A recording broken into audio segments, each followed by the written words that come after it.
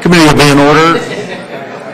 Good afternoon and welcome to the Rules Committee. Today we're here in consideration of H.R. 1406, the Working Families Flexibility Act that gives Americans' private sector workers an option that has been available to public sector workers for over 25 years, the ability to choose comp time instead of paid overtime. In other words, flexibility.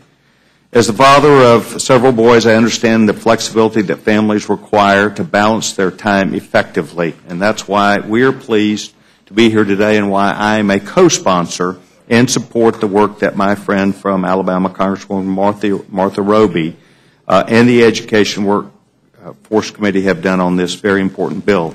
And by the way, thank you for the great job that Mrs. Roby has done in educating not just members but the American public on the importance of this bill.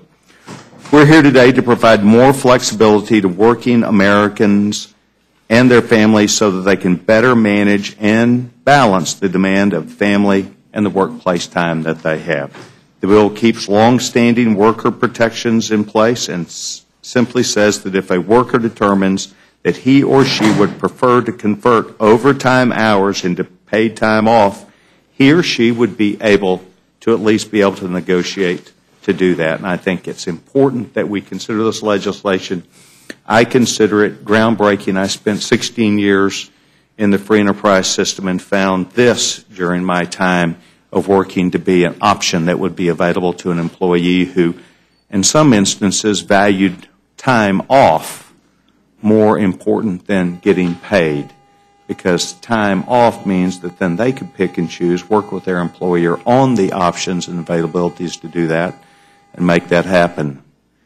As members of Congress, we understand that lots of things take place when we're in Washington. In my case, it was wrestling tournaments and football games and Special Olympic events that sometimes I missed. And I wish that I perhaps could have gone and said, give me time off where I could be at home. And other times I could do that.